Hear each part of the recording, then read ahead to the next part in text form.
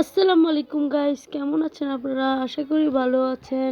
So guys, সকাল সকাল ঘুম থেকে উঠে এখন আমি বের হয়ে যাব হাত মুখ ধুতে। তো আমি এখন হাত মুখ ধোয়ার জন্য আগে আমি আমার জুতাটি খুঁজে নিচ্ছি, আর জুতাটি পরে আমি এখন বাইরে দিকে চলে গেলাম। আর বাইরে যাওয়ার পরে দৃশ্যটি দেখে তো আমি পুরাই মুগ্ধ হয়ে গেলাম গাইস।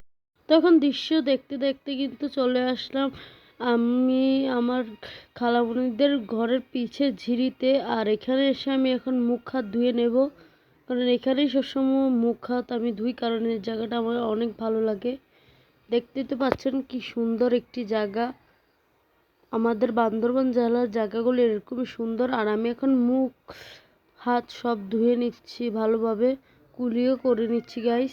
তো এখন আমি ভালোভাবে দাঁত টাত মেজে নিচ্ছি। তো আমার এখন মুখ ধোয়া কমপ্লিট। আর আমার মুখ ধোয়া শেষের পর আমি এখন যাচ্ছি আমার খালামণিদের রান্নাঘরটি আপনাদেরকে দেখাতে। এটি হচ্ছে আমার খালামণিদের রান্নাঘর। আর দেখতেই পাচ্ছেন আমার খালামণিদের রান্নাঘরটি কি সুন্দর। আমার অনেক ভালো লাগে রান্নাঘরটি দেখে। আর রান্নাঘরটি দেখার পর এখন আমি রুমে ফিরে যাচ্ছি।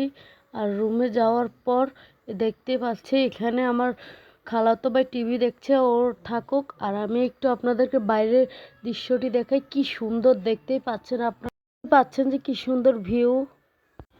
তো এখানে ভিউটি দেখার পর আমি আমার পুরাতন দুইটি বন্ধুর সাথে একটু হাঁটতে গেলাম। হাঁটাহাঁটি শেষ করে আবার বাসায় চলে আসলাম। আর বাসায় আসার পর যে দেখলাম যে খালামণি আমার জন্য আগে থেকে নাস্তা রেডি করে রেখেছে। দেখতেই পাচ্ছি যে চাউমিনের সাথে কিন্তু আবার রুটি।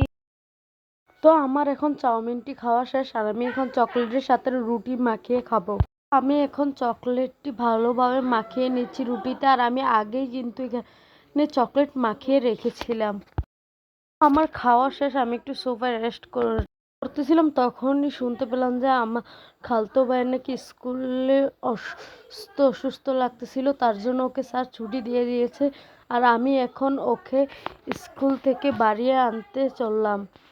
তো যাওয়ার আগে এখানে রাস্তা তেমন ভালো ছিল না, তার জন্য আমাকে পাহাড়ের উপর দিয়ে যেতে হচ্ছে।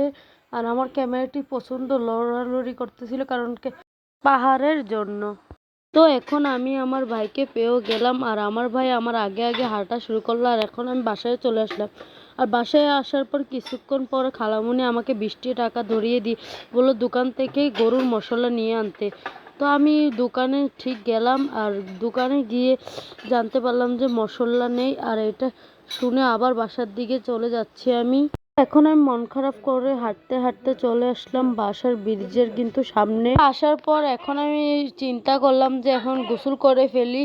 আর গোসল করে আসার পর আমি বেশিক্ষণ গোসল করিনি না, কারণ বেশিক্ষণ গোসল করে শরীর খারাপ হয়। মাত্র 2 ঘন্টায় আমি গোসল করলাম। আর গোসল করার পরে এখানে দেখতেছি আমার খালামণি খাসির মাংস রেঁধেছে, আর সাথে রেঁধেছে আমাদের বান্দরবান জেলার বিখ্যাত বাঁশপুরুল। সেটা আমি খাওয়ার পরে কিন্তু আমার সেই ভালো লাগছে। আর বিকালবেলা কিন্তু আবহাওয়াটি দেখতে অনেক সুন্দর লাগছিল। আর আমি এখন একটু বাইরে হাঁটাহাঁটি করতেছিলাম, আর আপনাদেরকে পরিবেশটা দেখাচ্ছিলাম। আজকের ওয়েদারটা কিন্তু অনেকটাই ভালো। আর এদিক থেকে কিন্তু আমাদের দেখতে পাচ্ছি যে মেরান্তন পাহাড়। আর এখানে একটি স্কুলও আছে যেটি তৈরি হচ্ছে।